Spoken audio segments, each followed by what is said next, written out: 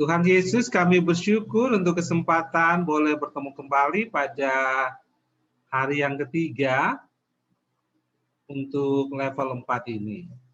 Kami bersyukur untuk kesempatan boleh belajar firman-Mu tadi, bagaimana Engkau membangun iman murid-murid-Mu. Kami percaya bahwa iman memiliki perspektif yang luas dalam hidup kami. Di dalam setiap aspek hidup kami dibutuhkan iman untuk menghadapinya. Dan kami bersyukur bahwa di setiap aspek hidup itu semuanya penting bagi Engkau Tuhan Yesus. Dan Engkau mau supaya hidup kami adalah hidup yang menjalani iman di dalam Engkau. Sehingga tidak ada satupun aspek kehidupan kami yang di luar kendali-Mu, di luar perhatian-Mu. Karena itu kami berserah kepada Tuhan, supaya kehidupan kami hari demi hari boleh membawa satu dampak terhadap lingkungan kami, terhadap komunitas kami. Karena kami boleh hidup di dalam iman kepada-Mu, dan boleh Tuhan, bahwa iman itu menjadi sesuatu yang mengubahkan di dalam hidup dan di dalam komunitas dan lingkungan kami. Tuhan, kami berserah penuh kepada-Mu. Kiranya Tuhan memakai kami ini untuk menyatakan kemuliaan Tuhan itu di dalam iman yang Tuhan boleh berikan, anugerahkan kepada kami, dan iman itu boleh bertumbuh di dalam pengenalan terhadap Engkau, di dalam kehidupan kami yang terus melakukan kehendak-Mu, firman-Mu hari demi hari. Saat ini kami akan belajar bagaimana kami menggumuli misi itu sendiri, dan kami terlibat di dalamnya. Dibutuhkan iman untuk menjawab panggilan ini. Karena itu kami berserah kepada-Mu, kiranya Tuhan Engkau memampukan kami untuk menjawab panggilan-Mu yang spesial ini, dan bawa kami untuk mengalami Engkau hari demi hari. Ini kerinduan kami, di dalam nama Tuhan Yesus kami berdoa. Amin. Oke, teman-teman, kita hari ini sampai jam 1 saja. Jadi jam 1 kita akan balik ke ruang utama ya, karena ada penutupan. Mungkin ada juga reward-reward yang akan diberikan kepada setiap kelompok. Seperti itu. Jadi kita akan sampai jam 1. Nah, materi saya juga nanti akan sampai setengah 1 saja, karena setengah jamnya kita akan kuis berhadiah gitu ya, seperti janji saya pada pertemuan pertama. Kita akan kuis, ya yang akan mendapat buku pastilah ada 3 orang begitu, yang teratas nilainya begitulah ya. Dari soal-soal kita minggu pertama sampai hari ini, jadi disimak aja gitu ya. Ya. Oke. Ada paket datang ya. Siapa nih yang mau ambil? Tunggu sebentar, kayaknya istriku di kamar.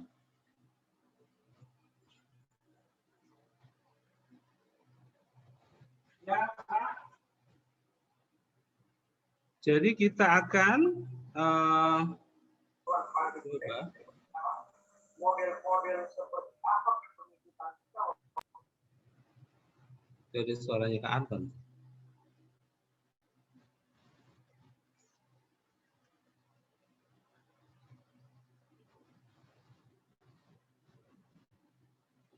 Ya, ini di situ terus here I am, aku terus here am I, ready for his vision. Oke, jadi kita akan coba belajar hari ini. Ada modul itu sudah dibagi Andre ya ke mereka ini. Modul hari ini sudah dibagi. Sudah ya? Belum. Andre bisa share ke mereka enggak ya? Modul ini atau di share di chat ini anunya filenya boleh. Jadi ada modul yang disiapkan panitia itu untuk materi hari ini. Ya, karena saya tidak tahu semua di PowerPoint ya pastinya. Kita coba untuk lihat satu-satu nanti. Jadi ada sekitar 6 bagian lah ya yang saya coba bahas. Kita sampai, ya berarti sampai setengah satu ya. Setengah satu, berarti sekitar 1 jam lagi. Kita coba. Bolehkah di-share di WA, Kak? Tuh, Gus kalau minta di WA tuh, Ko Andre. Share di grup, apa tuh? Oh, share ke masing-masing aja. Ko Andre sudah share kemarin kan ya? Bentar, Kak. Oke, yang bisa buka di chat sini aja. Kalau nggak bisa mungkin nanti dikirimin Anda. Jadi di situ nanti kita akan coba menggumuli ada 2 teks yang coba saya lihat secara singkat, yang coba mendasari topik kita. Terus bagaimana kita menggumuli ya, atau menjawab panggilan. Kalau secara teknis Kak Anton sudah berikan lalu ya, bagaimana bagaimana memobilisasi misi itu, bagaimana mempersiapkannya misi itu dan sebagainya ya, secara poin 1, 2, 3 begitu. Nah, saya mau kita hari ini untuk memikirkan beberapa hal ya untuk menjawab itu. Yang pertama itu melihat ending dari sejarah, terus juga melihat kenyataan dunia saat ini yang belum mengenal Kristus. Kemudian peran-peran kita yang mana nih kita bisa masuk di situ. Kemudian ada 3 potensi jebakan yang seringkali menghalangi kita untuk mengerjakan misi itu. Dan yang kelima coba untuk bertindak secara lokal. Ya, jadi 6 pendahuluan dan 5 isinya. Nah, saya coba kita masuk kepada bagian pertama untuk melihat teksnya. Nah, kalau kita lihat di dalam ini Ibrani 12 ayat 1 dan 2, itu kan dijelaskan ya, bahwa karena kita mempunyai banyak saksi. Jadi kita banyak saksi nih katanya. Oke. Ya kirim aja ke grup peserta boleh juga. Kita mempunyai banyak saksi ya. Bagaikan awan yang mengelilingi kita. Itu ya. Jadi ini kan soal tokoh-tokoh iman, pahlawan iman ya yang ada ya di dalam kitab Ibrani pasal 12 ini tuh lengkap banget di situ ya, di dalam tokoh-tokoh yang diangkat ya oleh kitab Ibrani dari PL sampai kepada dia, tapi Ibrani tidak menutup itu kepada sampai generasi kita. Nah, masih banyak lagi orang-orang yang beriman ya. Jadi kitab Ibrani ini mau menyatakan bahwa ini belum selesai saksi-saksi ini. Saksi-saksi ini terus-menerus ada. Artinya kita zaman sekarang juga boleh melihat bahwa generasi sebelum kita itu jadi saksi gitu ya. Dikatakan bagaikan awan yang mengelilingi kita. Jadi ada penggambarannya begitu. Bagaikan awan yang mengelilingi kita. Marilah kita menanggalkan semua beban dan dosa. Nah, kita jadi kenyataan ada saksi nih yang begitu banyak hadir ya di dalam sepanjang masa sampai hari ini. Nah, tapi ada hal yang kedua yang dikatakan oleh penulis kitab Ibrani ini ya. Dikatakan marilah kita menanggalkan semua beban dan dosa yang begitu merintangi kita. Gitu loh. Apa yang mau dimaksudkan? Kalau saya coba merenungkan ya, itu berarti penulis kitab Ibrani mengatakan bahwa saksi-saksi kita yang sebelum kita ini mengalami pergumulan yang sama dengan kita. Mereka menghadapi beban yang sangat banyak, mereka menghadapi pencobaan dosa itu, mengintip setiap hari dalam hidup mereka. Tetapi mereka berhasil menang dari setiap beban hidup dia, dari pencobaan dosa itu mereka menang. Nah, di sini kita Ibrani mau bilang, kita dipanggil untuk menjadi seperti saksi-saksi itu. Tetapi ada yang bisa juga merintangi kita untuk melakukan misi ini. Apa itu? Bebanmu yang tidak siap engkau lepaskan. Kalau beberapa tokoh yang kita pelajari 2 minggu lalu kan ya. Tokoh-tokoh itu bilang, aku tinggalkan semua keinginan, impianku untuk menjadi sesuatu dalam dunia ini. Itu beban. Kalau tidak siap kita lepaskan, kita tidak siap untuk terlibat di dalam misi ini, dan kita tidak bisa menjadi saksi-saksi yang akan dilihat oleh generasi kita selanjutnya. Ya, saya pikir dosa itu yang akan meruntuhkan potensi kita yang besar itu. Sebenarnya kita adalah orang-orang yang luar biasa di tangan Tuhan. Kitanya tidak luar biasa. Kita ini manusia biasa yang terbatas, lemah, penyakit aja datang, virus yang begitu kecil aja datang, kita sudah tidak kuat. Langsung KO kita. Tetapi dengan kekuatan Tuhan kita bisa menjadi luar biasa. Gitu. Tapi yang seringkali saya lihat dalam perjalanan pelayanan saya, adik-adik yang saya layani, yang potensi luar biasa waktu SMA, yang terlihat begitu militan waktu kuliah di dalam pelayanan, jatuh saudara-saudara di dalam masa alumni. Banyak yang bertumbangan, tidak sedikit. Seperti itu saudara-saudara. Kenapa? Dosa. Dosa yang membuat potensi kita yang besar itu hancur seketika. Dosa yang membuat harga diri kita jadi menjadi sesuatu yang nol.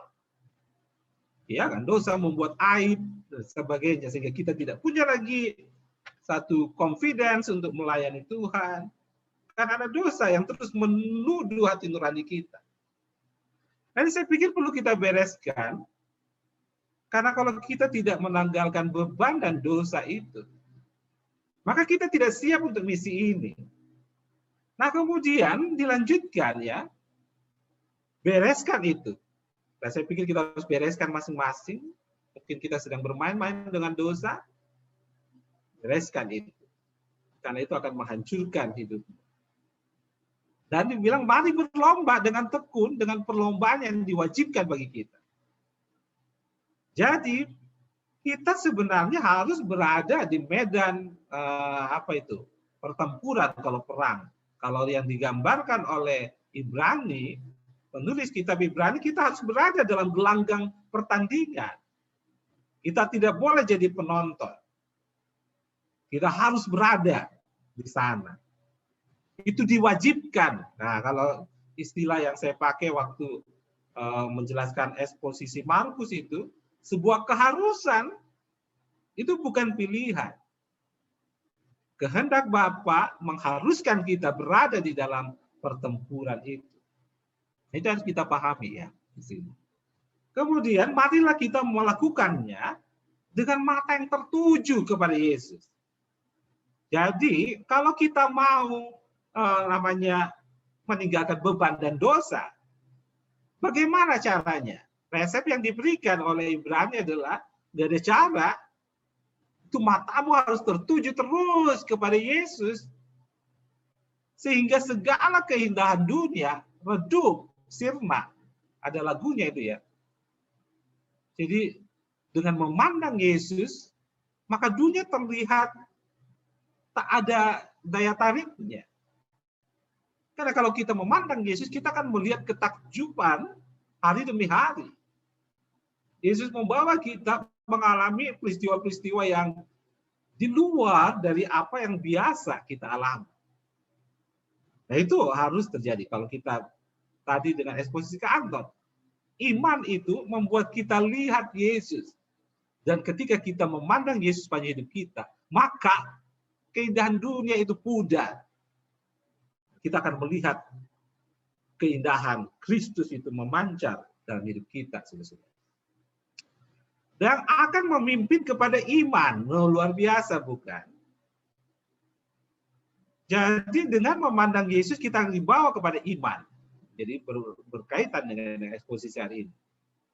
Dan membawa iman itu kepada kesempurnaan. Yang dengan mengabaikan keinginan tekun memukul salib dan sukacita yang disediakan bagi dia. dan sekarang duduk sebelah kanan tahta Allah. Jadi Tuhan Yesus mengedepankan ketaatan dia. Mengedepankan melakukan kehendak Bapa dan rela mengambil posisi yang hina itu. Saya sudah bahas pada posisi yang kedua itu. Dan Yesus bukan mengedepankan kemuliaan, karena kemuliaan itu adalah otomatis didapatkan ketika kita mengerjakan kehendak Bapa di surga. Nah ini saudara-saudara, kalau saat ini kita sedang mengejar kemuliaan dunia, ya kita akan kehilangan banyak hal. Apa impian kita, pengen jadi apa, dan sebagainya. Impian-impian itu coba kita bawa kepada Tuhan. Ya, siapkah kita mengalami kehinaan? Saya sudah sering cerita ya, ketika saya mengambil itu kan jadi staf ya, orang bilang, waduh kasihan sekali, sekolah tinggi-tinggi, jadi hamba Tuhan yang gajinya cuma seberapa, pergi kantor, jalan kaki, naik angkot terus, gitu, dan semuanya dihina banget itu jabatan sebagai seorang staf ya di mata tetangga-tetangga saya. Tapi siapkah kita mengambil posisi itu? Beban-beban itu kita tinggalkan karena kita lihat itu sukacita. Gak ada artinya. Akhirnya nggak ada artinya tuh perkataan tetangga. Gak ada artinya tuh perkataan orang-orang. Yesus begitu mulia dalam hidup kita. Rasul yang menjadi saksi dan teladan dalam mengerjakan misi Allah. Terus kita juga sudah membahas bagaimana pahlawan-pahlawan iman. Bahkan kantor menghadirkan 2 contoh ya, 2 orang langsung pada minggu lalu. Jadi pahlawan-pahlawan iman itu dari intelektual muda yang mengubah dunia di zamannya. Nicolaus Zinzendorf, Lottie Moon, William Carey, Samuel Mills, itu ya, C.T. Studd, Hudson Taylor, dan Grace Wilder. Itu mereka semua nih udah memberikan contoh bagi kita. Dan mereka menggerakkan misi itu bukan diam pada dirinya, tapi bergerak terus di dalam misi itu. Nah ini ada gambar di belakang kan, tongkat estafet ini. Nah sekarang tongkat estafet ini mereka sudah serahkan kepada generasi setelah mereka. Gitu. Kalau kalian rela menganggap saya saksi, maka tongkat ini juga saya mau berikan kepada kalian. Gitu. Atau kakak KTB kalian, siap memberikan tongkat ini kepada kalian. Siap enggak? Kalian mengambil tongkat ini, melanjutkan misi di dalam dunia ini. Nah, coba kita lihat kemudian dari khotbah Tuhan Yesus yang pertama ya. Nah, waktu saya diminta membawakan tema ini ya pada satu acara, saya coba menggumuli ya, kenapa pertobatan itu dikaitkan dengan kerajaan sorga? Kan di situ, ini khotbah pertama Tuhan Yesus loh. Waktu dia keluar dan dia khotbah itu, bertobatlah sebab kerajaan surga sudah dekat. Sejak waktu itu Yesus memberitakan. Ini khotbah pertama dia, saudara-saudara. Bertobatlah sebab kerajaan surga sudah dekat. Itu kan setelah dia dicobai gitu ya. Nah, apa kaitan pertobatan dengan kerajaan Allah? Itu coba kita pikirkan gitu. Nah, ketika Yesus berkhotbah begitu pertama kali, saya coba memikirkan ya. Kenapa sih Yesus khotbahnya bertobatlah? Ya kan, langsung pertobatan yang dibahas Yesus. Maka saya melihat bahwa itu berarti Yesus melihat bahwa dunia ini sedang tidak selaras dengan surga. Itu yang saya langsung sense-nya. Oh, Yesus mau menyatakan bahwa dunia ini tidak sedang selaras dengan surga. Karena itu katakan bertobatlah sebab kerajaan surga sudah dekat. Nah, dalam hal apa sih kerajaan surga itu sampai kita tidak selaras dengan kerajaan surga? Nah, banyak sekali ulasan tentang kerajaan surga. Dan saya melihat bahwa ada 3 hal yang lebih jelas di situ. Kerajaan surga menyatakan sebagai sebuah tujuan hidup. Tujuan kerajaan surga itu apa? Itu mau menunjukkan bahwa sebenarnya Bapa di surga punya tujuan kepada semua warga negaranya. Tujuan setiap warga negara surga adalah hidup seperti yang papanya mau, gitu. Pemilik kerajaan surga itu mau. Ceritanya tujuan hidup seseorang harus sama dengan tujuan pemilik surga ini. Itu saya lihat, berarti dunia harus bertobat dari tujuan hidupnya. Kalau tujuan hidupmu untuk dunia, untuk ambisimu, engkau nggak selaras dengan surga. Itu loh. Saya pernah memimpikan ya, kenapa saya dulu orang bilang ya, ada yang bilang saya ini lebih cocok masuk di sosial, orang sosial gitu. Tapi saya rasa sombong banget kan waktu itu. Oh, nilai saya tinggi di IPA, saya harus masuk IPA begitu. Terus waktu masuk kuliah, tes, saya masuk memang di teknik ya. Saya lulus di teknik elektro. Kemudian saya buta warna, teman-teman. Terus disarankan tuh sama semua. Bagusnya masuk di ini aja, sosial. Terus atau ekonomi dan sebagainya. Itu kamu cocoknya di sana, orang sosial harus. Ya. Terus saya sombong banget bilang, enggak mau dong. Saya kan orang IPA, masa mau masuk sosial begitu. Saya mau masuk di teknik tetap. Pilih saya jurusan sipil begitu ya. Di angan-angan saya itu ada punya impian begitu ya. Pengen juga dihormati orang, dihargai orang, punya gaji besar begitu. Apalagi budaya Toraja yang harus siapkan kerbau, babi kalau orang kakek neneknya meninggal. Karena posisi duduk kita di mana waktu pesta itu mempengaruhi pemikiran saya. Dan saya anggap untuk memperoleh semua itu saya harus masuk teknik elektro. Keteknikan itu ya. Saya memang teknik elektro tadinya lulus, tapi setelah buta warna jadi pindah ke teknik sipil begitu. Saya memimpikan punya uang banyak dengan selesai kuliah itu dan sebagainya. Saya juga bisa dibanggakan lah sama keluarga kalau ada pesta-pesta, karena saya punya uang banyak. Ya saudara-saudara, itu impian-impian yang saya pikir tujuan hidup saya ke sana tadinya. Tapi setelah belajar itu ya, di akhir kuliah itu saya benar-benar dihadapkan Tuhan pada pilihan. Tujuan hidupmu beda dengan tujuan surga. Dan Tuhan minta saya mengubah tujuan itu. Siap nggak mengubah tujuan itu? Dan sebenarnya saya siap Tuhan. Nah, waktu itu memang diperhadapkan banyak beban lagi gitu ya. Itu kakak sepupu saya itu di Jakarta kerja jadi orang nomor 2 ya di Bank Arta Graha begitu. Itu siapa? Tommy Winata gitu ya. Bukan yang punya tuh.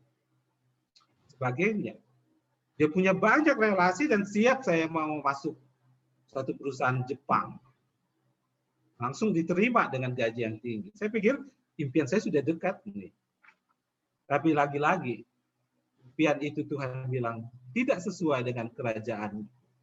Aku nggak mau kau di sana. Aku mau kau punya tujuan yang sama dengan tujuan. Saya tidak bilang bahwa kerja di sana tidak boleh ya. Itu kan masing-masing orang punya panggilan. Tapi bagi saya itu bukan tujuan Tuhan bagi saya. Tujuan Tuhan, saya harus fokus di dalam pelayanan mahasiswa. Itu panggilan yang Tuhan berikan buat saya.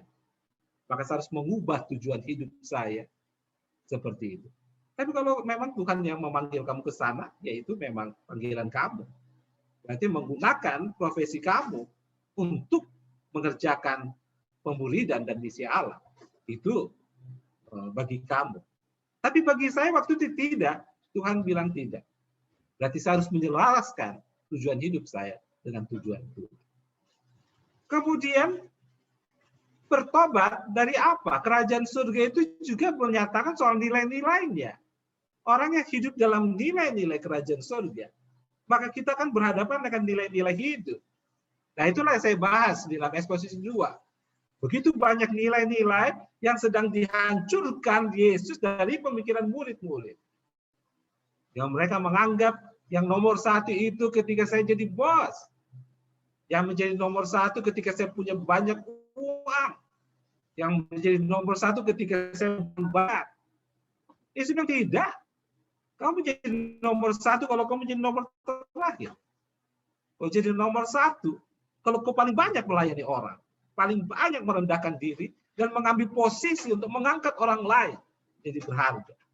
Itu nilai yang sedang Tuhan Yesus coba patahkan dari hidup murid-murid. Sama juga dengan nilai hidup kita, saudara-saudara. Ketika kita dipanggil bertobat, Tuhan bilang, tinggalkan tujuan hidupmu yang tidak sesuai dengan kerajaan surga. Yang kedua, tinggalkan nilai-nilai hidup yang tidak sesuai dengan nilai kerajaan surga. Nilai kesuksesanmu apa, nilai keberhargaan dirimu apa, tinggalkan. Sesuaikan dengan nilai-nilai kerajaan surga. Dan yang terakhir adalah kerajaan surga itu menyatakan pemerintahan Allah, kehendak Allah.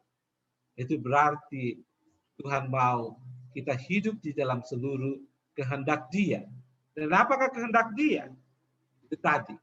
Kalau John Wesley mengatakan, we have only one business on earth. Kita hanya punya satu bisnis, satu urusan di dunia ini. Apa itu? To save souls. Menyelamatkan jiwa-jiwa. Itulah tujuan Yesus datang ke dalam dunia. Itulah kehendak Bapaknya bagi Yesus untuk menyelesaikan misi ini. Dan Yesus bilang, aku datang bukan untuk dilayani, tetapi memberi nyawaku menjadi tebusan bagi banyak orang. Artinya, dimanapun kita berada, itu menjadi visi misi kita. Mau kita menjadi direktur, atau kita menjadi karyawan biasa di kantor, atau kita menjadi misionaris, semuanya tujuannya adalah kehendak Allah, yaitu Tuhan mau kita terlibat di dalam misinya menyelamatkan manusia, menyelamatkan jiwa-jiwa ini bagi kemuliaan.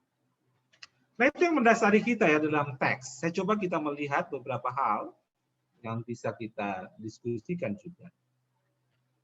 Kalau gitu bagaimana menggumuli dan menjawab panggilan spesial dari Tuhan untuk misinya ini? Kita coba lihat hal yang pertama. Hal yang pertama yang kita perlu tahu, yaitu akhir dari sejarah dan tujuan Allah bagi misinya. Nah, apa sih akhir dari sejarah manusia? Saya coba bacakan ya, Mazmur 46 ayat 10, ayat 11 ya bagusnya. Itu kalau di dalam bahasa Inggris ayat 10. Tapi kalau bahasa Indonesia ayat 11. Mazmur 46 ayat 11 itu firman Tuhan berkata, diamlah dan ketahuilah bahwa akulah Allah. Aku ditinggikan di antara bangsa-bangsa, ditinggikan di bumi. Ini ending dari sejarah manusia. Akhirnya seluruh dunia akan mengakui bahwa Yesus itu Allah, gitu ya. Dialah Allah. Ditinggikan di bumi ini. Oke, kita lihat perjanjian baru. Filipi 2 ayat 9 sampai 11. Itu jelas sekali di situ ending dari sejarah kan jelas sekali Paulus nyatakan di situ.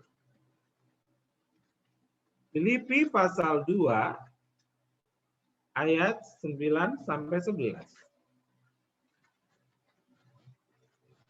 Saya bacakan ya.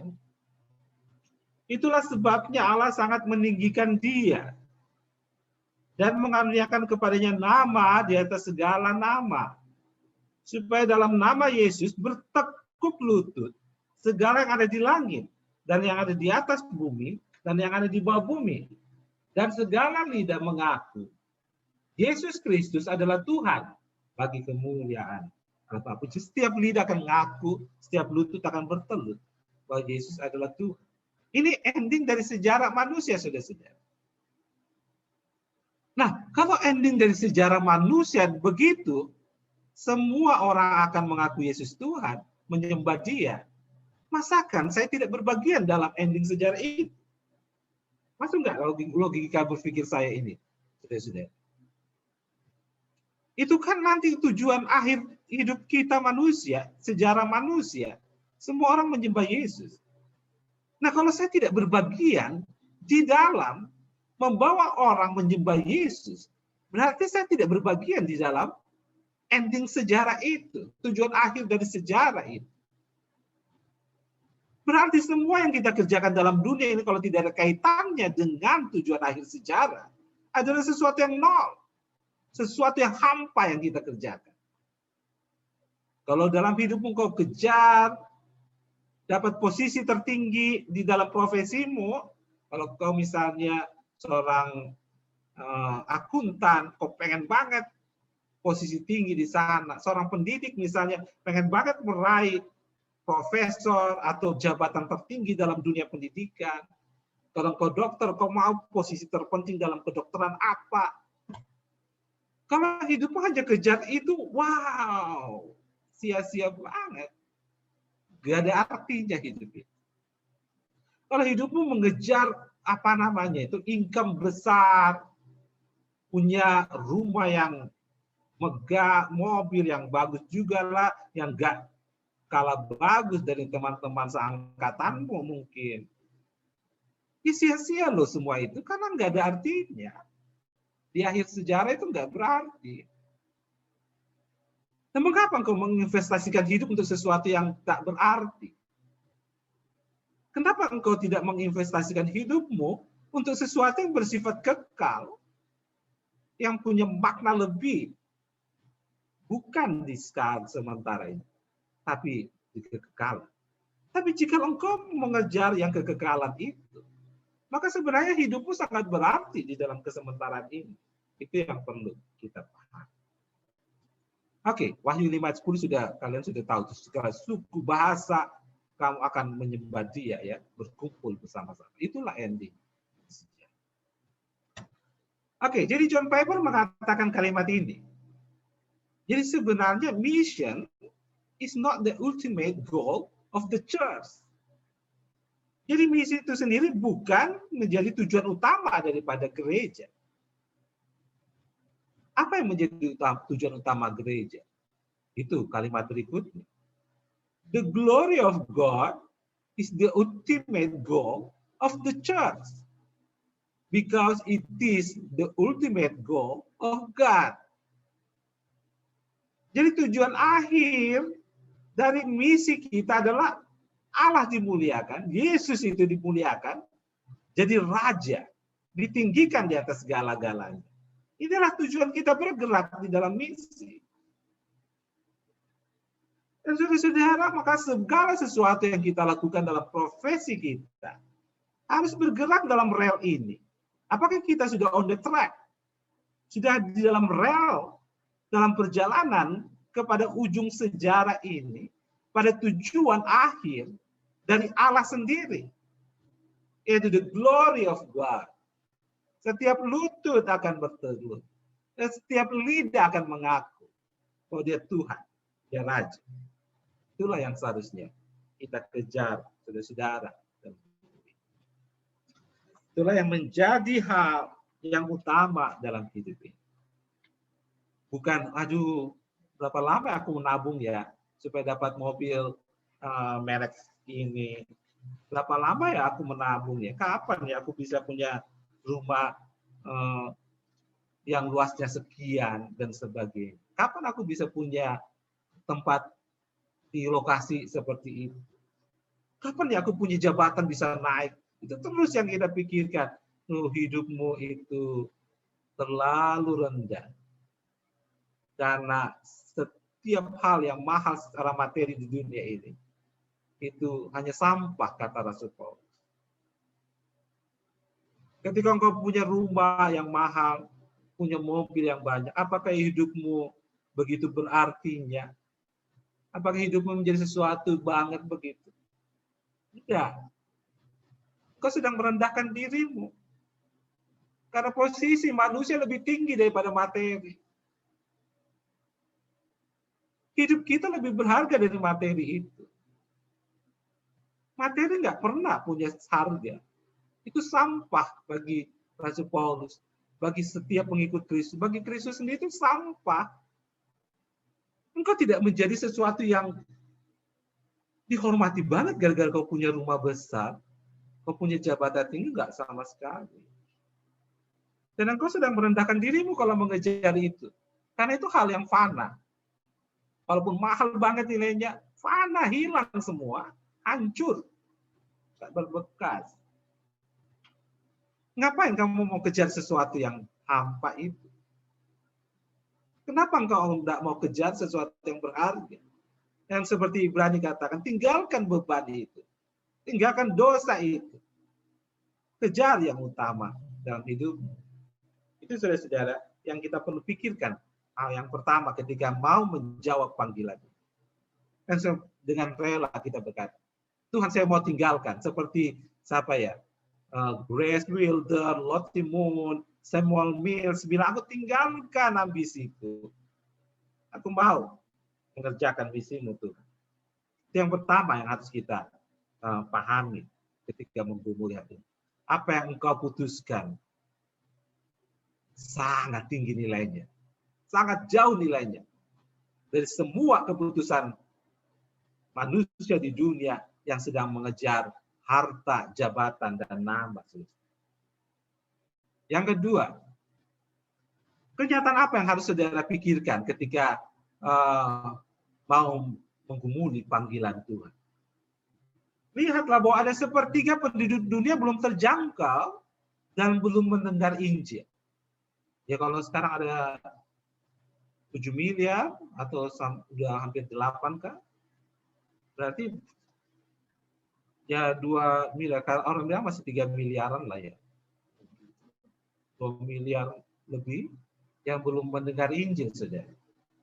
Nah ini Center for Global Christianity mengatakan 86% itu orang Muslim, Hindu, dan Buddha di dunia ini akan hidup dan mati tanpa pernah bertemu dengan seorang pengikut Kristus, saudara.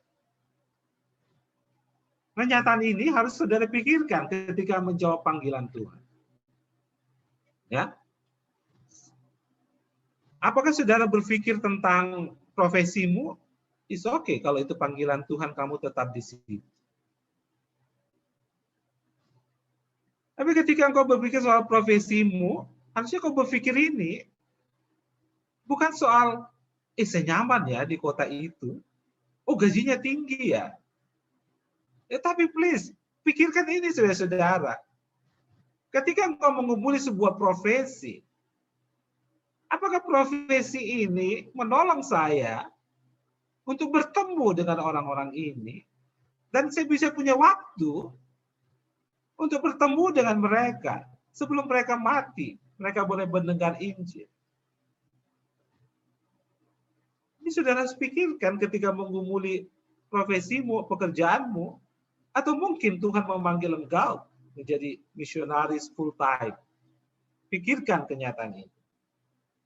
Bahwa 86% dari mereka akan mati tanpa pernah bertemu seorang Kristen pun. Jangankan mendengar, bertemu saja tidak. Dan saudara-saudara, pikirkanlah ini. Dan kita harus melihat bahwa keputusan yang kita ambil harusnya berkaitan dengan jiwa-jiwa. Seperti John Wesley katakan, we have only one business on earth, to save souls. Apapun jabatanmu, apapun profesimu, kau dipanggil untuk menyelamatkan jiwa-jiwa. Nah, coba kita lihat gambar berikut ya. Ini kalau ini kan dunia gitu ya, itu masih ada yang hitam begitu. Nah, ini kan yang sering disebut jendela 1040 ya. Yang teman kita yang bersaksi minggu lalu, Eden, sudah menggambarkan itu. Ya. Itu saudara-saudara kalau kita lihat bahwa sebagian besar orang yang belum mengenal Kristus itu ada di situ memang. Ya. Kalau saudara mau menggumuli ke sana, gumulkanlah dengan baik kalau itu panggilanmu. Nah, itu yang Tuhan mau kita lihat. Ya. Apakah semua orang harus ke sana? semua orang harus menggumulinya. Ya, saya pikir kita harus memikirkan itu. Saya juga harus memikirkannya. Apakah saya ke sana dalam short term atau apa? Ya, kita harus pikirkan itu. Bagaimana peran kita? Setiap kita harus mengambil bagian di dalam hal ini. Tidak ada yang tidak. Cuma persoalannya adalah peran kita apa di situ. Itu ya. Jadi nggak ada satu orang pun di antara kita bilang, enggak, aku bukan panggilannya ke sana.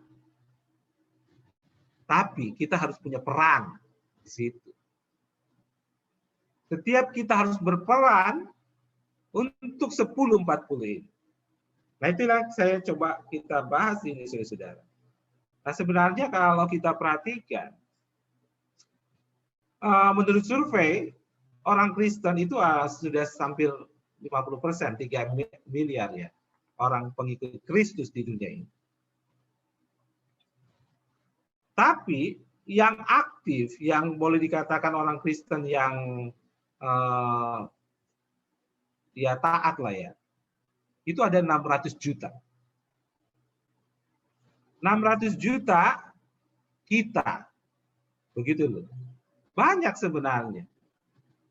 Dan kalau menurut perspektif Kairos apa semua itu kan ya, apa semua sudah survei ya, termasuk ini Global Center for Global Christianity mengatakan hanya dibutuhkan 100.000 aja sebenarnya misionaris yang pergi ke sana, yang terjun ke ini ya, langsung ke lapangan di sana. Itu hanya 100.000 aja kita utus. Nah itu berarti di antara 6.000 orang Kristen, satu harus menjadi misionaris.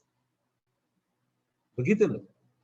Dari 6.000 orang Kristen, satu diutus menjadi misionaris ke 1040 ini harusnya.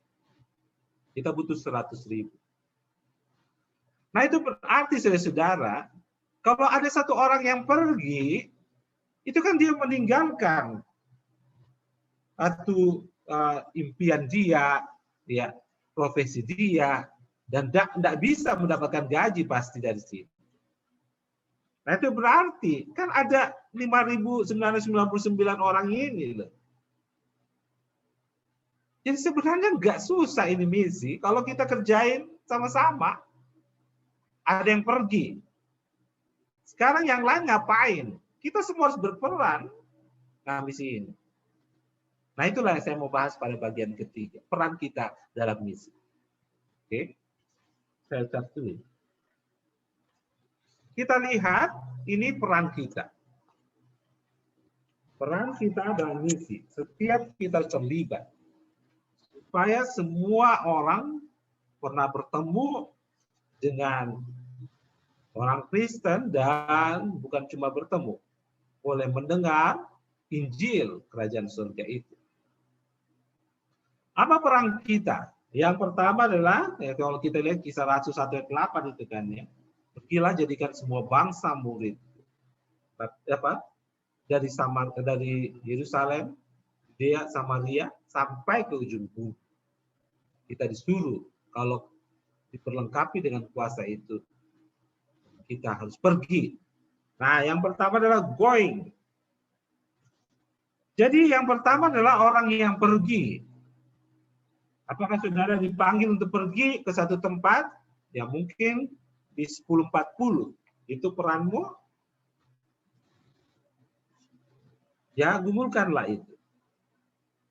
Bagaimana saudara tahu bagaimana itu panggilan Tuhan bagimu? Nah, saudara banyak berdoa.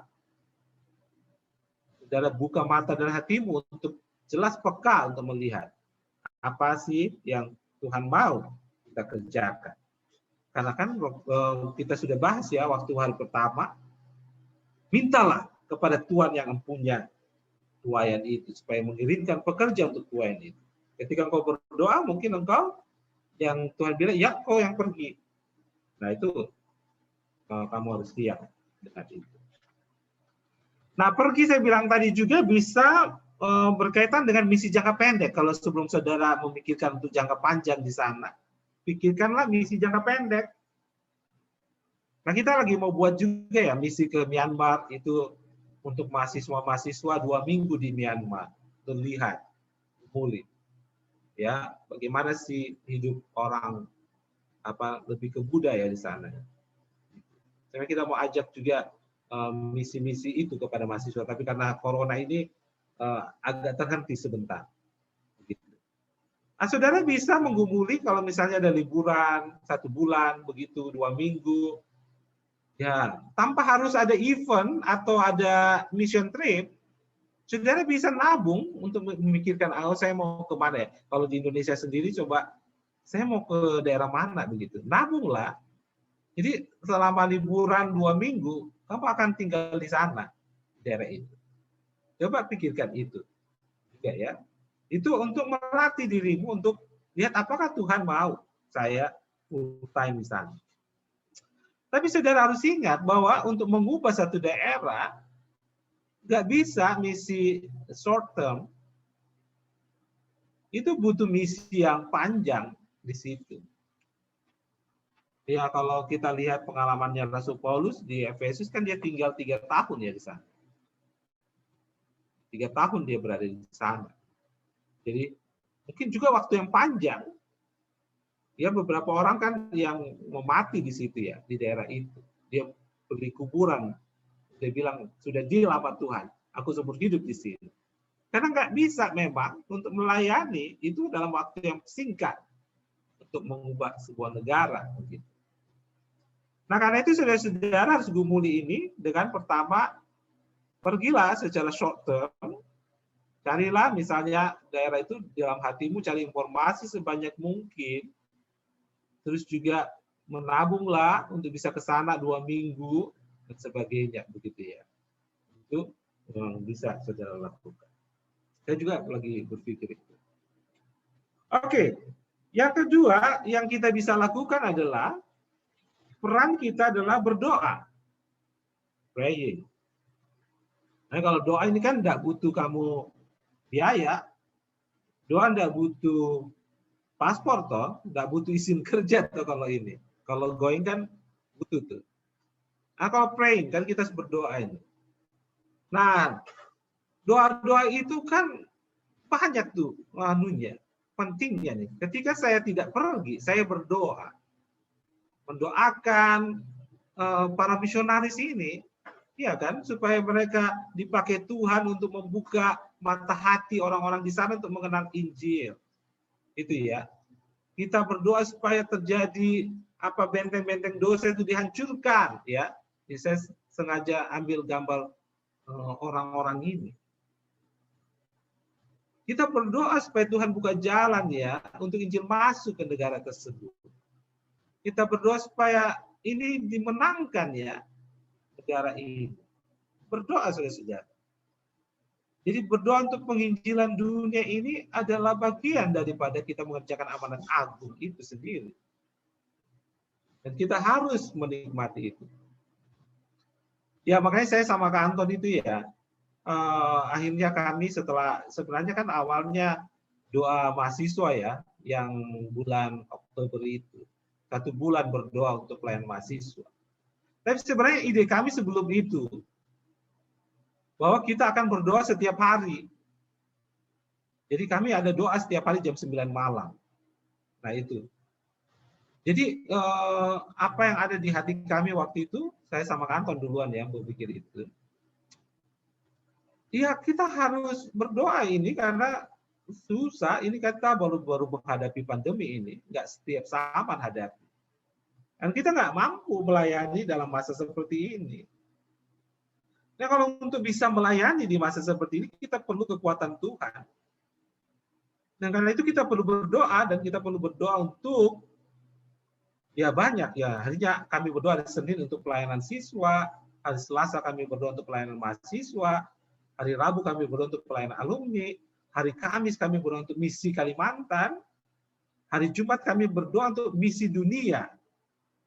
Itu ya, setiap hari Jumat kami berdoa untuk misi dunia. Setiap kali saya berdoa gitu ya, itu apa ya, jadi ketika ada seorang misionaris sharing, kita sering undang memang ya. Kalau di hari Jumat, misi siapa yang kita undang begitu. Atau itu Alex sama Holly biasa yang siapkan pokok doanya, mendoakan daerah. Saya belum tahu itu daerah. Itu sampai nangis gitu sambil mendoakan. Minta Tuhan buka jalan situ. Ada orang yang mau diutus ke sana dan sebagainya itu. Jadi kita ada satu hati beban gitu. Nah, saudara kalau memikirkan misi tadi yang going, mulailah dengan praying. Itu ya. Jadi peran kita harus ada di situ. Doakan sampai Tuhan taruh apa di situ di hati kita. Ya, saya cari, misalnya saya juga yang bagaimana menggumul. Saya berpikir begini. Sejak kecil, saya itu menyukai yang namanya Jerman. Sejak kecil gitu ya. Jadi saya suka olahragawan dari Jerman, bukan cuma sepak bola saja. Tenis lapangan gitu ya. Zaman-zaman dulu ada Steffi Graf, Boris Becker dari Jerman semua. Pemain-pemain bola juga itu sudah sudah terlatih. Itu tembok Berlin dulu, saya ikut berdoa loh untuk menghancurkan tembok itu. Salah satu masih anak-anak saya itu sudah berdoa untuk Jerman Timur sama Jerman Barat supaya bisa bersatu. Itu saya sudah terlibat sejak kecil loh berdoa. Dan saya kaget sendiri juga mendengar itu nggak lama berdoa itu tembok itu hancur. Nggak ada lagi batas antara Jerman Timur sama Jerman Barat. Itu melihat itu ya. Peran doa luar biasa. Dan sampai saat ini saya tetap menggumuli karena Tuhan kasih beban itu sejak kecil buat saya. Dan dalam perjalanan hidup saya, akhirnya Tuhan bawa saya memang ke daerah-daerah Kristen. Gitu ya. Hanya ke Papua, itu daerah Kristen. Dan itu jadi hati saya. Waktu ikut Kairos itu saya sampai menuliskan komitmen gitu. Ya, untuk menulis saya akan mengirim orang ke daerah-daerah misi. Gitu ya. Saya sampai menuliskan jumlah waktu itu. Tuhan, saya mau Tuhan pakai saya. Ya, untuk mengirim orang-orang.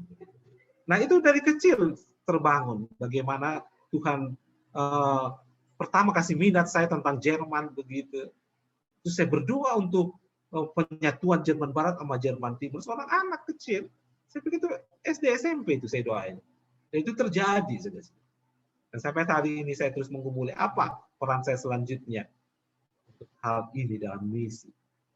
Ya, sementara kita berdoakan juga 1040, kita mengirim juga orang ke sana terus-menerus. Itu juga kita kerjakan.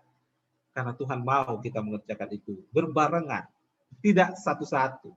Karena di Kisah 1 ayat 8 itu mengatakan Yerusalem, Yudea, Samaria sampai ke ujung bumi. Bukan Yerusalem dulu, baru kemudian enggak. Kisah Rasul mengatakan dan semuanya harus dikerjain. Itu yang kita harus perhatikan sih. Jadi berdoalah saudara-saudara, berdoa itu ada banyak hal yang bisa membantu kita mendoakan misi dunia. Siapapun Anda, apapun profesimu harus berdoa untuk misi. Kalau saudara tidak punya waktu untuk mencari, silakan ikut doa malam atau mendoakan tuh doa-doa yang di-share oleh Kak Yanti, Kak Vivi, doakan. Tapi kalau saudara punya waktu jam 9 malam, ikut berdoa bersama kami. Setiap hari Jumat malam ya. Jadi itu menjadi bahan bakar ya di dalam diri kita doa itu. Ada misalnya Operation Word, itu ada aplikasinya juga Joshua Project sama Prayer Cast. Prayer Cast ini ada webnya, bisa dibuka supaya bisa melihat pokok-pokok doa negara-negara yang kita bisa doakan. Itu praying. Oke, kita sudah punya dua peran. Tapi saya pikir praying tidak bisa ditawar. Kita semua harus terlibat di situ. Untuk going, semua juga harus, tapi ada yang short term, ada yang long term. Tergantung bagaimana Tuhan memimpin kita dan profesi kita apa ya dalam panggilan kita. Kalau kita punya profesi tertentu, mungkin short term ya, menggunakan waktu liburan kita. Oke, peran yang ketiga, sending. Sending ini mengirim ya, peran mengirim, utusan, mengutus begitu. Nah, orang yang mengutus itu tadi yang saya bilang, kan satu kita utus misalnya, satu dari 6.000. 5.999 ngapain? Praying, oke. Yang kedua, sending, ngutus nih yang satu. Bayangin itu ya, 5.999 orang, ngutus satu. Kalau kita gaji dia misalnya untuk dia bisa hidup, bukan gaji lah ya, kasih dia apa namanya, tunjangan hidup untuk dia bermisi. Itu kalau satu orang kasih 10 rupiah aja sudah 50 juta kan? 59 juta, saudara. Dia hidup cukup 10 rupiah sebenarnya kalau kita bersatu nih. Iya kan? Nggak susah sebenarnya. Cuma sekarang bagaimana ini mengerjakannya itu dengan sehati, saudara. Coba pikirkan ini ya, teman-teman. Kita harus berbagian memang di dalam bagian ini ya. Supaya misi boleh terus digerakkan oleh misionaris dan dimanapun mereka berada. Oke, kita kemudian pikirkan ya, kalau sending ini kita sedang berinvestasi pasti. Itu dana sangat sedikit sekali untuk dana misi. Gitu ya. Ya puji Tuhan ya kalau di Perkantas Jawa Timur sekarang dana misi memang banyak ya, ratusan juta emang. Sudah mulai tergerak untuk orang nyumbang ke misi. Malah operasionalnya yang minus begitu. Tapi dana misi kita surplus ya, ratusan juta begitu. Berarti orang sudah punya minat terhadap misi itu. Kita terus bergerakan ya di wilayah-wilayah misi yang Tuhan berikan itu. Ya puji Tuhan untuk semua itu, saudara. Nah, sekarang kita gumulkan bahwa semua yang kita butuhkan ini masih terlalu kecil untuk bisa memenuhi itu kebutuhan 100.000 itu. Saya pernah sharing di sebuah gereja dan mereka bilang kaget ya ketika bilang kita butuh nih setiap bulan 5M untuk membiayai misionaris-misionaris yang khusus dari Perkantas saja. Dan saya bilang ini semua terlalu kecil jika kita bersatu. Iya kan saya sudah bilang 10 rupiah aja kalau 5.999 orang itu kan berapa banyak? Gitu. Berapa? 1.000? Oh sorry. Kalau 5.000 kali 1.000 5 juta ya. Berarti 10.000. 10.000 kan sudah 10 juta, 50 juta. Satu orang 10.000 aja. Sudah 50 juta kan kita bisa tolong satu orang misionaris. Kalau misalnya daerah itu sulit banget gitu, mata uangnya tinggi banget kan 50 juta bisa tuh. Hanya 10.000 per orang kasih tiap bulan. Nah, itu sudah kita harus pikirkan. Itu namanya kita siap untuk mengutus orang, kita harus tahu apa namanya juga kesejahteraan para misionaris itu di sana. Jangan sampai tidak ya. Pernah kami mau bekerja sama dengan sebuah badan misi, tanya berapa sih yang dikasih kepada adik-adik kita yang mau dikirim, dikasih nilai. Kita semua nggak setuju ya, Perkantas nggak setuju, jadi nggak mau mengirim misionaris melalui badan itu karena terlalu kecil yang diberikan. Prinsip mereka malah katakan ya misionaris dong harus ini siap dengan berbagai kondisi. Saya bilang ya mereka udah siap itu dengan kondisi buruk sekalipun. Tapi jangan kita memperburuk dong keadaan dia di sana dengan memberikan tunjangan hidup begitu kecil. Gitu loh. Masa kita mau biarkan kalau sudah mengorbankan impiannya, terus kita biarkan dia susah di sana.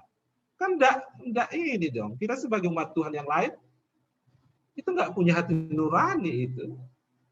Masa membiarkan orang susah, udah susah di daerah misi, dibuat susah lagi, dengan tidak dikasih tunjangan yang baik. Makanya kami kalau kirim orang ke ladang misi, harus diperhatikan kesejahteraannya. Itu di dalam kami ya, pantauan kami. Nah, itu saudara, kita harus berpikir ini. Ya, kita seringkali begitu ya. Berpikir seorang misionaris harus hidup sederhana, biarkan dia menderita di sana, itulah bagian Tuhan. Itu kalau memang mereka ada di sana, oke lah. Tapi jangan kita yang membuat dia tersiksa di sana. Kena penyakit gara-gara tidak makan baik. Tidak bisa beritakan Injil karena kesehatannya terganggu, bukan? Nah, saudara-saudara harus berpikir ini, kita harus terlibat. Jangan tutup mata, banyak misionaris menderita di sana. Kita harus mengutus mereka dengan juga memadai, sejahtera di sana. Apakah engkau mengambil peran itu? Mungkin. Kalau Tuhan mau, saya pikir kita bisa jadi pengutus yang mengutus orang-orang yang ke dunia misi itu sudah. Jadi saat ini mulai berpikir ya teman-teman, dari gaji saudara nanti, kalau saudara bukan yang going, harus ada budgetmu untuk misi. Selain perpuluhanmu, selain ya komitmen-komitmenmu, harus lagi ada pos untuk misi. Yang kamu dukung gitu loh, misionaris yang ke garis depan itu. Harus. Ya, kita semua harus berbagian di dalamnya. Itu di dalam standing. Oke, sekarang kita masuk pada peran yang berikutnya. Peran apa itu? Welcoming. Nah, welcoming ini, saudara-saudara, mungkin kita tidak pergi, gitu ya. Kita harus berdoa, ya, mendoakan mereka. Kita kalau tidak pergi, kita danai mereka, supaya mereka sejahtera di ladang misi. Sekarang, ada peran yang keempat, yaitu welcoming. Welcoming itu kayak apa sih? Itu yang kalau kita belajar, kalau kita nggak pergi, Tuhan kirim orang-orang itu ke daerah kita, nah kita harus menyambut mereka. Misalnya kami nih, pengen banget melayani orang Papua. Ya Tuhan kirim orang Papua di Surabaya, kok tidak dilayani? Katanya mau ke Papua. Orang Papua di Surabaya aja kok nggak mau layani. Katanya mau menginjili orang Dayak misalnya. Orang Dayak di Surabaya aja diabaikan. Dan welcoming. Kalau kau tidak pergi ke sana, mungkin Tuhan kirim orang-orang itu ke situ. Nah, layanilah mereka. Kau bisa berdampak besar loh dengan melayani mereka di daerahmu. Gitu kan?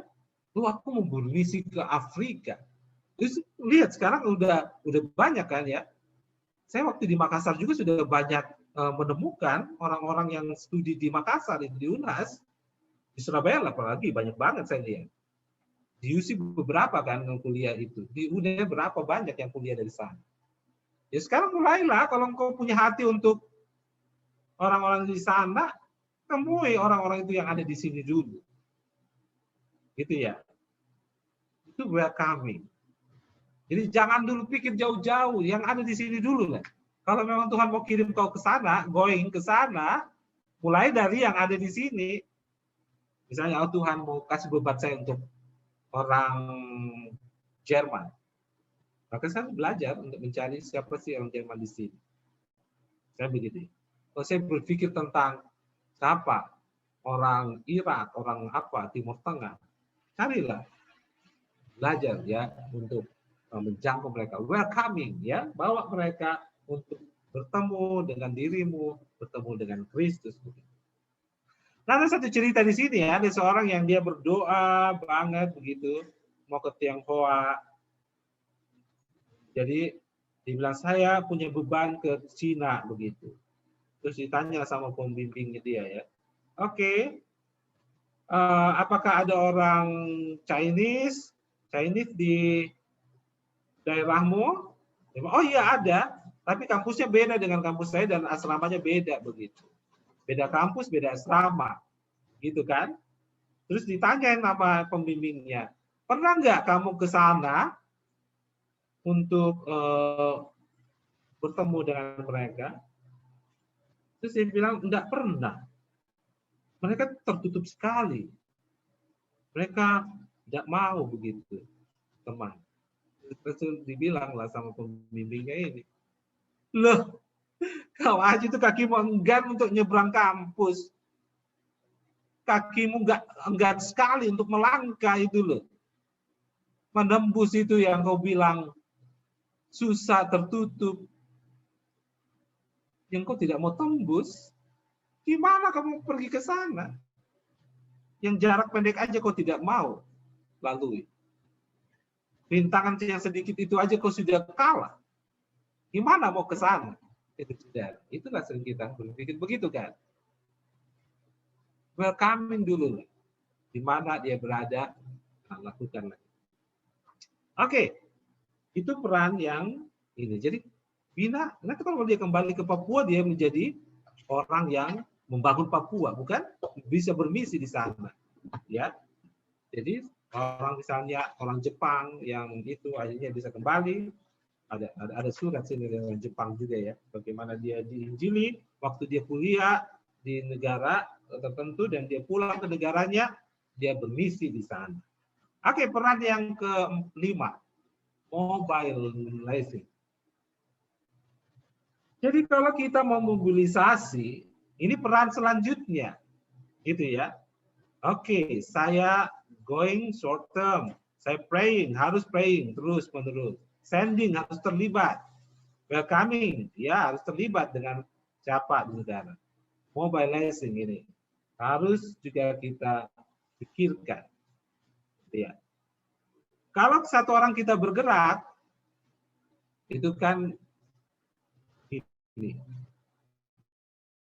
cuman segitu aja kekuatan. Tapi kalau kita memobilisasi orang-orang untuk bergerak bersama, itu kan yang dilakukan para pengubah dunia kan. 2 minggu lalu kita diskusikan bagaimana William Carey memobilisasi, terus siapa lagi tuh ya, termasuk Grace Wilder sama Samuel Mills ya, itu kan menggerakkan ada 100 orang ambil komitmen bersama pergi. Hudson Taylor dia merekrut 24 orang karena di Cina ada 11 provinsi ya, ada 11 provinsi di Cina, jadi dia kali 2 22 dan dia mau jangkau juga Macau. Jadi 24 orang. 24 orang dia rekrut untuk pergi sama-sama ke Cina langsung. Jadi tidak pergi sendiri. Jadi satu provinsi 2 orang.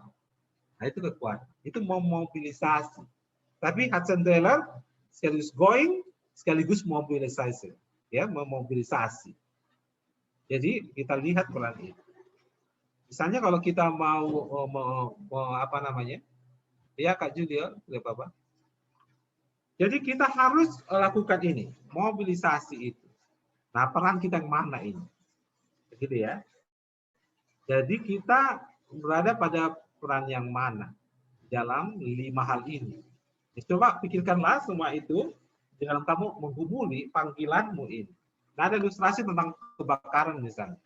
Kalau misalnya asrama ya, tempat kalian tinggal itu terbakar atapnya, apa yang kalian lakukan? Kalau misalnya kamu mau dengan kekuatanmu sendiri kan berteriak terus apa? Ambil selang air, kamu apa namanya siram itu kebakaran, tapi dengan kekuatanmu sendiri kan mustahil itu bisa apa namanya?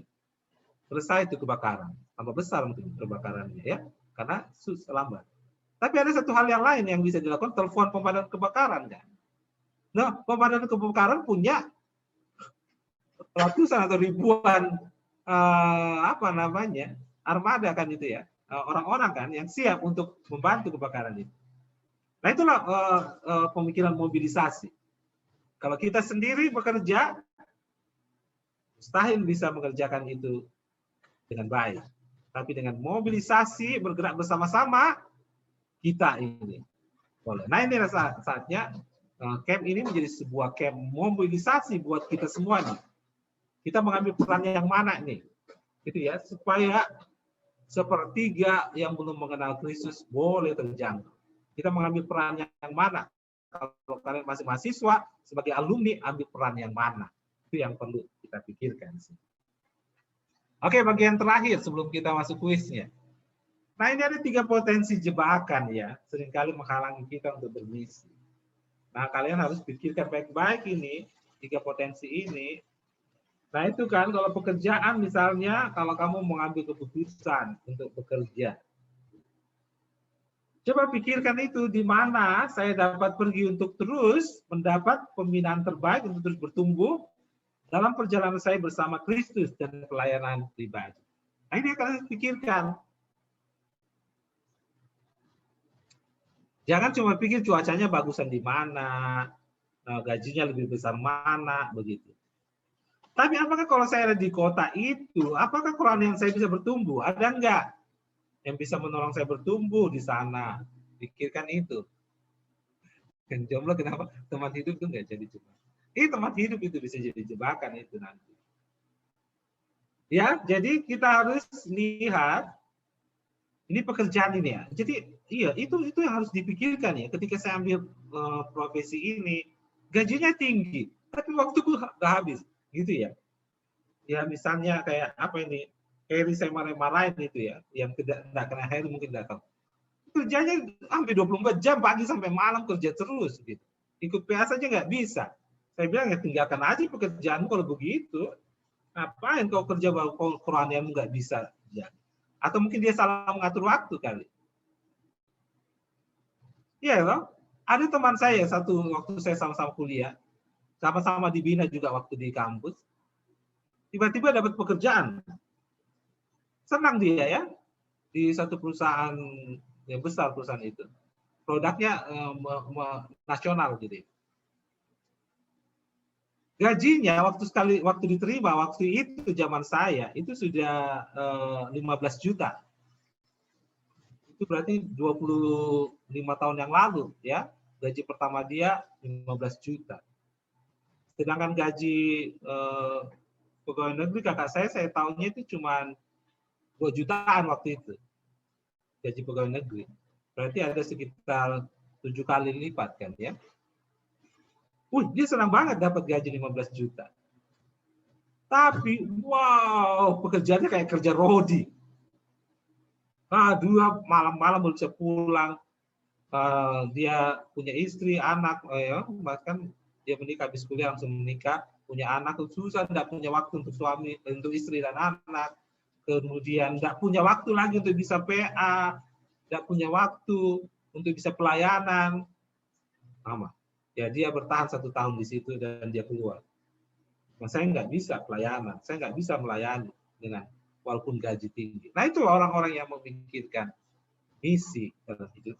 Sudah harus pikirkan itu, ya. Apakah dengan profesi ini saya bisa terlibat tuh, ya, buat dampak terbesar nggak bagi kerajaan Allah kalau saya ada di profesi itu? Itu kalian coba pikirkan ketika menggumuli. Itu ya, itu dalam pekerjaan. Oke, dalam teman hidup. Siapa yang kamu nikahi akan membangunmu atau menghancurkanmu. Karena itu punya hubungan spesial, perhatikan ada 3 dasar itu ya. Jadi kalau waktu kamu pacaran harus pikirkan ya siapa dia. Pertama ya Yesus Kristus kan, dia punya dasar enggak? Apakah Tuhannya dia Yesus Kristus, apa dia mentuhankan Yesus? Ketuhanan Kristusnya kan jelas dulu. Apa seluruh keputusan hidupnya karena Kristus. Yang kedua, amanat agung. Dia bagaimana dengan amanat agung? Yang ketiga, teman hidup itu apakah dia menjalani dasar hidup yang pertama dan yang kedua, apakah punya visi yang sama terhadap amanat agung itu? Sama, banyak sekali alumni kita untuk dukung perkantas saja susah itu, istrinya melarang. Atau kalau suaminya bukan orang perkantas, itu tidak bisa beli ke perkantas. Saya begitu. Nggak bisa ikut PA. Hati-hati dengan teman hidupmu. Jadi keputusan penting dalam hidup adalah kau pikirkan dengan teman hidupmu, apakah dia mendukung misimu. Kalau enggak, jangan lanjut. Pikirkan itu baik-baik. Itu ya. Jadi ini pekerjaan yang bisa mendukungmu dalam misi. Teman hidup itu teman hidup yang mendukungmu dalam misi itu. Oke, terus yang ketiga, lifestyle, gaya hidup. Nah, gaya hidup ini juga hati-hati saudara. Itu tadi ya, kalau sih menilai, kita kalau sudah kerja gitu rasanya apa. Saya biasa candain istri saya gitu ya. Ini kan di kompleks rumah saya, semua orang sudah punya mobil. Cuma kami yang cuma motor gitu. Saya candain istri saya. Kasihan ya, rumah kita itu nggak ada mobil parkir, yang lain sudah punya mobil. Apakah itu harus jadi malu? Enggak, kalau saya enggak. Orang setiap hari pergi kantor, saya senyum mereka keluar di mobilnya. Saya nggak malu. Saya senyumin mereka. Karena saya bukan berharga karena ada mobil. Saya berharga karena saya mengerjakan amanat Tuhan, kehendak Tuhan. Saya nggak malu mereka keluar kantoran dengan mobil itu. Saya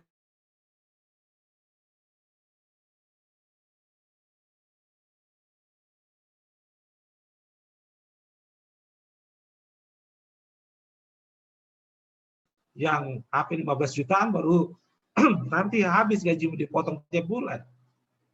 Tidak bisa hidup kamu, tidak bisa memberi untuk pelayanan, gitu ya. Pikirkan itu lifestyle-mu.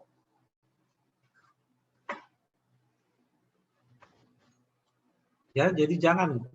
Harusnya kalau penghasilanmu bertambah bukan gaya hidupmu yang berubah, tetapi hidup pemberimu yang berubah harus lebih banyak. Itu ya yang kita bisa pelajari.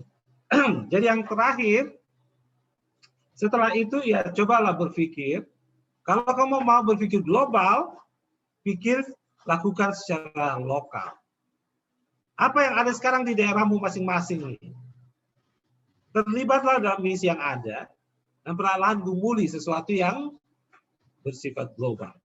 Tapi ingat bahwa ada 5 peran yang kita bisa mainkan di dalam misi.